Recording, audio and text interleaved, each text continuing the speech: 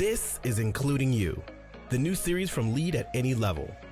Including You features stories from chief diversity officers and other executives who are creating inclusive cultures in their organizations. Our goal is to show what's working in companies just like yours, to give you the tools you need to keep pushing for progress in your own workplace. We want to create belonging and opportunity for everyone, including you. And now here's your host, Amy C. Waninger.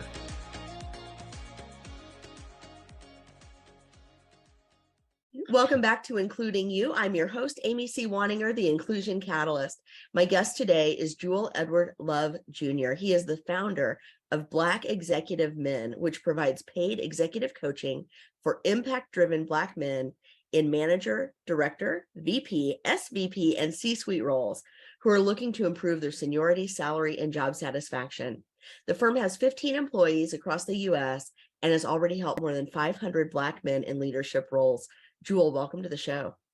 Amy, thank you for having me. And of course, I love how we've got our great colorful shirts going on. I'm ready to rock this thing. That sounds great. I am so glad to have you. And this is a topic that we don't hear a lot about. Even in D&I, I think Black men sometimes are not left out, but they don't get the spotlight very often. When we talk about people of color broadly, that doesn't really put a spotlight on Black men. A lot of times Black women get a lot of special support, right, at the intersection of being women and being Black, but Black men seem to be, if not on the periphery, certainly not in the center of a lot of D&I conversations. And so I'm curious why this new organization, why this new firm, and why this focus on Black executive men? Yeah, absolutely. So when I started my practice, and I started as actually a psychotherapist, I'm a licensed psychotherapist in the state of California. I knew I wanted to work with Black men, that there just weren't a lot of services around for Black men. And in doing my work, more people started coming to me for coaching. They were looking for opportunities to advance professionally and wanted the skill sets and mindsets and connections to do that. Now, I was fairly new to the corporate scene. I'd done a Harvard Summer Venture and Management program. My dad is an entrepreneur, so very familiar with business. However, corporate there's a certain culture, there's language, there's communities there that you got to break into corporate, and then you get your feet wet, and then you gain some more experience. And I did that working with my clients, and I learned a lot from them. And then I just started to geek out and nerd out on corporate culture and do a lot of research myself. And then I started getting gigs at Google and Microsoft and NVIDIA, primarily doing mental health for Black employees, and sometimes more specifically Black men. However, from that, I got more coaching clients, learned a ton more, learned what's going on in senior leadership roles, and really doubled down on that specific niche community. And you're absolutely right. There's not a ton out there for Black men specifically to learn in a community where their unique identity can be addressed simultaneously. And the lens for teaching can go through the lens of a Black man. So we're not the only game in town, if you will, but there could be a lot more as far as training and coaching for Black men specifically. The need is great, though. In fact, it's overwhelming. And so when your clients come to you, what are the things that they're most concerned about? I would imagine there's sort of two parts to it. There's the obstacles that they face in their organizations that are external to them, but then there are probably also some internal barriers or some internal blocks as well. Can you talk about what they're coming to you with and how you help them? Yeah, so it's really three things is what it boils down to. It's mindset, skill set, and their network, their connections. The goals they're really looking to achieve are probably similar to everybody else: salary, seniority, and job satisfaction. However, we do it through a certain identity lens of working with Black men. So what I find most common with my clients is them not positioning themselves at the highest value that they can be perceived as providing to an organization. We use a framework, and it's a 3-tiered positioning framework. So number one is specialists. These are people that are the best in the world at what they do, literally, not figuratively. These are the people that are typically first in line for raises, promotions, new assignments, things of this nature. A step down, it's going to be what we call a commodity hire. A commodity hire whether you're going for a promotion or a new job, is somebody that's qualified for the role, but they're not best in class for the role. There's nothing particularly unique or special in how they do what they do, but they are qualified. They're usually given the job, sent to the desk, expected to do a good job, and that's pretty much it.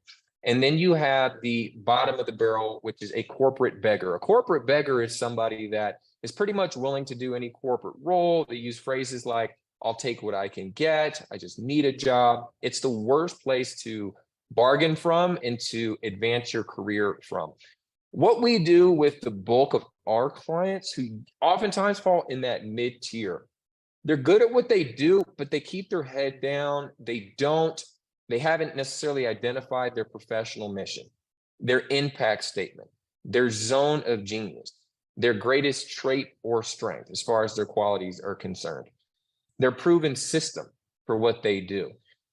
Executive presence, they haven't really honed in and highlighted what these are. So it keeps them at this commodity higher level, which makes it difficult for them to advance.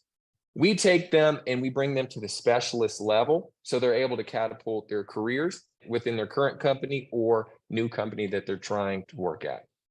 Now, it sounds like if you're taking people who see themselves as having a lot of peers, having a lot of equals in the workplace, and you're taking them to that level where they're truly outstanding, not just in their own eyes, but in the eyes of their employer, is that something anybody can do? 100%. Yeah, absolutely. So I'll give you an idea. The first piece, it's around professional mission. So professional mission, this is for anybody listening. It's simply the impact that you want to have on the world of business. So let's say that you retire. What is the impact? Do you want to grow a company to increasing market share? Do you want to, let's say you're working over at Merck, pharma industry, you want to get 7 new cancer drugs approved through the FDA. What is it when you retire that you can say, on my industry or in the world of business, this is the impact that I made on the industry? So those are businesses, and then business goals, yours. And then you can really use that as your North Star and filter different jobs, opportunities to see if its values align. So that's going to be important when you're looking at a promotion or looking at getting a new job at a new company. Is it truly values aligned for you? And so there's a deeper sense of satisfaction when you're working in an organization or a role where you have that alignment. Also, companies like that much more as well, to know that there's a values alignment, to know that you're just not money driven, that there's something deeper there for you in alignment with the organization. So that's professional mission. Impact statement. This is what Simon Sinek calls your why. This is your deeper purpose for why you're doing what you're doing. And how we define it is how you want to impact people, animals, or the planet. You pick one. Even if you're selling manager at Big O Tires, your impact statement could be impacting families, making sure that they get home safe. So you're about family unity. Whatever that deeper mission or purpose is, that's going to be your impact statement. And that's important to know for yourself as well, to ensure that the place that you're working is going to be values aligned, because it's going to give you a deeper sense of satisfaction. Remember, we talked about salary, seniority, job satisfaction. Amy, just one other piece that I'll share. It's really around your zone of genius, knowing how you're the best in the world at what you do, literally, not figuratively. That is one of the most powerful positioning tools you can do to highlight your value for an organization or your next role. And that has to do with being a specialist. This is niching down. So perhaps you're a manager that helps millennials with productivity and retention at tech companies that are top 50, or that do between something smaller, let's just say $10 to $50 million a year. That's a specialty role, and you're going to have special insight and skill set. And if there's an organization that has an issue with millennial retention or productivity, and they're at that type of revenue, you're going to be top of the stack as far as the interview, and likely for the job as well, if you can sell it that you actually can help them get those results. So that's the specialist framework versus I'm a manager. I help people succeed. I do it well. Okay, that's nice. That's good. How are you going to help? I make sure people feel happy, they feel good, they're motivated, and I've got this great experience. That's great. That's very different from if they're having issues on a specific part of the business that you can home in, pinpoint solution, and solve. I think this is brilliant. We see this a lot in entrepreneurial spaces, but not a lot of people are applying this in the corporate spaces where people are actually looking to move up. And I think that this framework is going to be so helpful for so many people. For Black executive men specifically, what are some of the things that companies need to be doing to make spaces more inclusive and more welcoming and more inviting to some of your clients? Because I would imagine that some of these corporate environments can be challenging for anyone, but especially if you're coming from a minoritized or marginalized background. Yeah, absolutely. And I want to echo that back, that corporate is competitive. It's tough. And people are making all kind of shifts in their identity and who they are at home to who they have to be at work to succeed there. That's a given. And yet there are unique experiences in the process which can make it challenging in different ways. So as far as what companies can do to support Black men to succeed, grow into senior leadership roles, or just stay retained and productive at the organization, coaching, executive coaching, and making that available for them to have a Black male coach if they want one. 50% do, 50% don't. But for those that do, making that available within your roster of coaches, or enabling them to have the budget for them to find that coach on their own if that person is not on your roster, that's a great place to go, because they're going to have not just questions about career development or day-to-day scenarios that they're trying to navigate, but they're going to want to talk about it sometimes or many times through a racialized lens. And if they're not able to do that with their manager or mentors, because those managers or mentors don't have that lived experience or just don't have that insight, they're going to keep it inside, and they're actually not going to learn how to address the challenges in front of them that they're already seeing from a racialized lens. And unfortunately, phrases like race doesn't matter, don't worry about that, while they may be coming from a very good place and trying to empower and help, it doesn't meet the person where they're at to talk through that, to possibly even get them to that place. So a wall, and it just might not be helpful. So a wall can go up immediately. So that's one thing, having that opportunity for them to tap into coaching, executive coaching with a Black man, either having those coaches in-house or budget for them to seek them out externally. One of the things that Amazon, we're in talks with them now about, and some other companies we've worked with as well, they actually have specific cohort training for Black men to come together and learn the skill sets needed to advance. There's often an assumption that everybody knows everything that they need to do to advance. It's just not true. It's not true. They didn't learn this stuff in undergrad. I didn't remember that class. I went to graduate school as well. And even in your MBA courses and programs, some of the stuff is not going to be covered. This is stuff that's typically learned in the business world itself. So having that cohort model, especially for your larger organizations, where Black men, let's say over 8 weeks, can come together, get the camaraderie and say, oh, this is not just me. Other Black men are struggling with this as well, creates a sense of community. And that's something that employees are wanting more and more these days, is to come to work, feel seen, heard, and understood. It's a whole new level of currency that staff are wanting these days, in addition to the actual total compensation package. So that's the second thing, is bringing a program that Black men can engage with inside of your company to learn the skill sets and have that cohort model for them to advance in your organization over the years. Now, I get it. If you're listening to this right now and saying, how are we going to provide this for just Black men when we have all these other communities that want it as well? And it's not a bad idea to have these type of experiences for other communities as well. There is a political element around this. So number one, it can inspire other communities to say, we want this too. And they should have it, because it's just going to help them grow and diversify your management ranks. So that's the first thing. The other thing is, you'd be surprised at how many other groups are actually supportive of these happening. They're aware, they see what's going on. with Black men as well. And for them to have this space, especially with a lot of the racialized violence that's taking place in society, which is not to Black men exclusively, but it is highlighted quite a bit.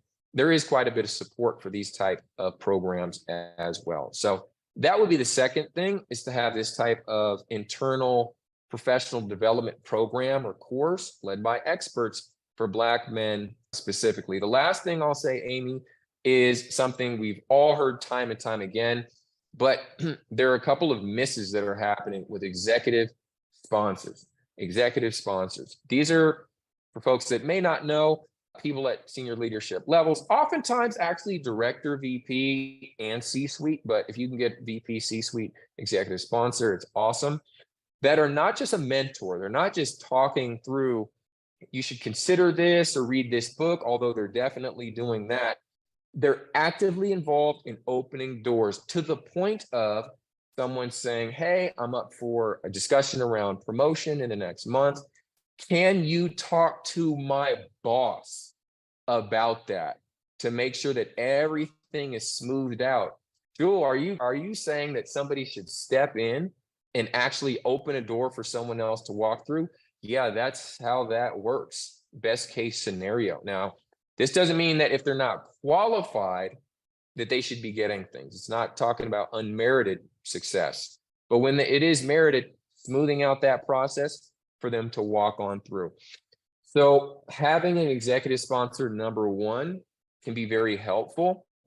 However, the second piece is in that buddy system that usually takes place, if the executive sponsor is not familiar with the cultural pieces, there could be a lot of misses involved, and those relationships can disintegrate incredibly fast and become ineffective. So for the executive sponsors, some type of education around race, being a Black man, so they have some insight to be able to talk about that piece of the equation, because that is going to be front and center for a lot of guys. Is, can I be comfortable talk about if things are a racial issue or not, and get the perspective of the executive sponsor to help them resolve it. So those are three things that come to mind that companies can do. Of course, there's a lot more, but that in and of itself is very effective.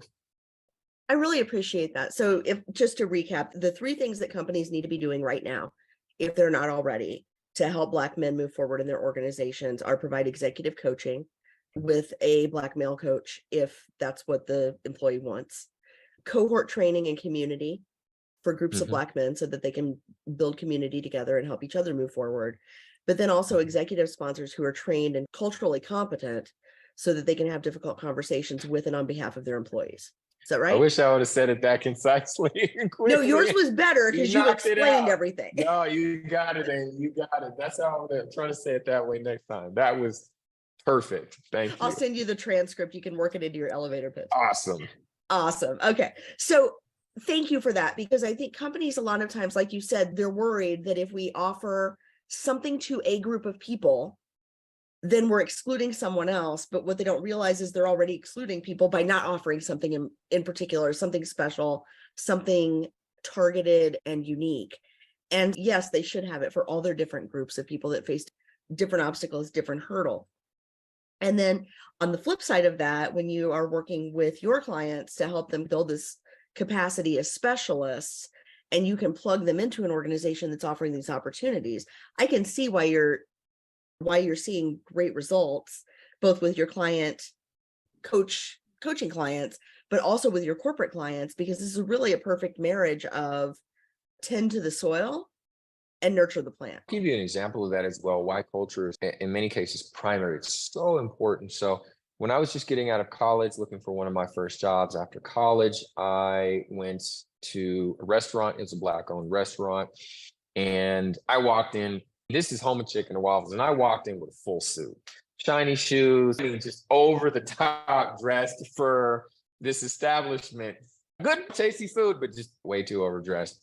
Didn't know better. It's fine. And the owner, African-American man, and I struck up a conversation immediately. And there was the cultural nuance and connection we could talk about, just little elements around history and culture and I'd never met this guy before, but then it becomes who knows who, and did you go to high school with this person and that person and these people and our people from this part of the South and we're from over. This is all the informal interview process. We're seeing what if we like each other, and instantly, because we have this cultural connection, rapport. There's already rapport. So I know I have the job. I know it's already being confirmed because he likes me. And for that matter, I liked him. So that really smoothed it out for us to then say, of course, yeah, let's do business. Come back next week. Don't wear that suit. This is what you do need to wear. And let's go ahead and get you started. Now, I didn't have experience as a waiter before, and I learned and I trained, and he helped me out on the job. So many times in the corporate space, when there's that immediate rapport, and many times that can come through a cultural lens, that's how people get jobs. That's how people move up in corporations. There's an affinity, there's a connection, there's a know and trust factor. So when Black men have that opportunity to come into the corporate space and have that cultural connection, it just smooths out the process for them to learn the skills, gain the understanding, and be great leaders at the organization. If they don't have that, then that culture they have can actually possibly be seen as a liability or just not as an asset. And that's where the whole code switching and culture shifting pieces come in, which could be draining for an employee. But typically, guys in corporate America have mastered that skill. However, having a place that's culturally comfortable is just an accelerator for them to get the skills and move up quicker. And let's face it, the companies that are doing this well are really creating a great talent pipeline downstream as well, because when new folks come into the organization, especially young professionals, if they look up and they see people who look like them, to whom they have a cultural connection, moving up in the org, they're more likely to stay as well. So it's not just about the one Black man that you've sponsored or that you've helped move from director to VP. You're talking about possibly dozens or hundreds or thousands of young Black people in the organization who see that happening and think, hey, I've really got a shot here. Yeah. Amy, talking about representation matters is the phrase that I've heard, and it's absolutely true. If you see it, you can be it. Talking about the first person that runs, what is it, like a 6-minute mile, and then a bunch of people can do it after that. It's because that block in individuals' minds has been cleared, and they can just move through with the actions to achieve that goal. So that's absolutely right. One of the challenges that this may exist in other communities as well, I could see it being the case. However, it definitely exists amongst Black men, is the reality and concern of nepotism. The reality that in corporate America, it's a club. It's not just based on skill set. It's based on relationships. So if you remember back, or you can imagine being in 3rd grade in Treehouse, and some kids get in and then some don't. It's kind of similar. It's a club, and they let people into senior levels of leadership, pretty much who they like, and there's a good relationship there. Skill set is important, but relationships are paramount, i.e. the networking piece. Now, nepotism? However, this can work against Black men, hence, and I'll explain why in a moment, those programs around development that are institutionally locked in. So give you an example. Let's say you have a brother who's VP organization, and they're looking for the next VP, and they're in the interview process, and makes it onto that panel. And there's a Black man, we're going to keep it with that, so gender specific, who's also interviewing. It can appear that if this man who's already in position chooses the other one, that he's choosing him because he's Black. And because just the phenotypical differences, it's going to be clear. It's just going to be very visual type of representation. And that could come up in people's minds. Other people that are trying to get the job, people downstream, people in VP, people in C-suite. And so they question, is that person qualified? Whether they're qualified or not, it can run through their head. Is that person qualified, the other Black man, or is this a nepotism thing that this Black man is trying to institute of bringing other Black people in that might not be as qualified. And that runs through people's minds. And that Black man who's a VP knows it. He knows it. He knows that he is walking on eggshells. He's between a rock and a hard place of being that Black man in a senior leadership role, who people are saying that person will open the door for me. He could do it. I can do it. And at the same time, he's aware of everybody, some other people's perception that if he lets or brings up other Black people, fully qualified, educated, so nothing about that piece of the puzzle, that he may be perceived as showing favoritism, which outwardly, even though that's how it's going in corporate America heavily, but for him to have that visual part of showing that, or the perception of that being there, it works against him. So he's in a tight place. And that's where you get a lot of brothers that are in these senior leadership roles, and people say, they're not helping, they're not opening the door, they're a part of the problem. It's because there's new politics that come on that level that they can't even talk about openly. So these are some of the things that when you have that cohort model in place, it has the institution make that decision that, yes, we're going to promote qualified, right education, right experience, Black employees, but like we do everybody else, as opposed to putting it on the shoulders of that one man and people looking at him side-eyed and saying, is there something wrong going on here? It's complex, and most people don't know this is even taking place, but yet that's a part of Black people's experience. Some. Yeah, this is what I think it was Vivian Ming referred to as the tax on being different, where your calculations have to be different than everyone else's calculations, and you have to carry yourself a little bit differently. And there's more risk, and there's less reward. And these are very tangible things.